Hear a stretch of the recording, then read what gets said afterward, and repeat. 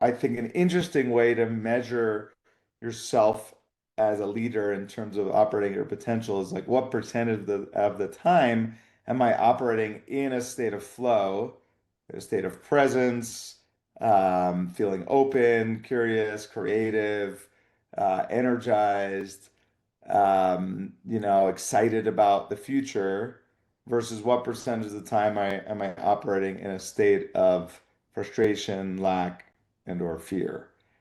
And maybe even more precise, what percentage of the time am I motivating myself from flow versus, frustration or fear? And what percentage of the time am I motivating my team, from those different places?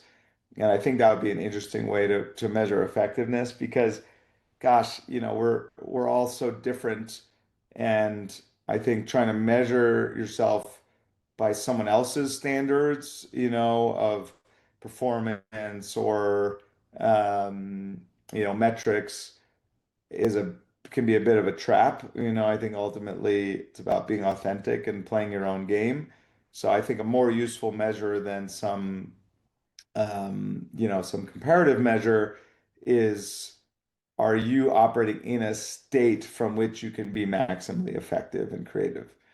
Not that it's not useful to measure, objective things. We talked about this a bit. Of course, like, at some point the rubber meets the road and you have to measure, like, am I leading the team to achieve our goals and realize our vision?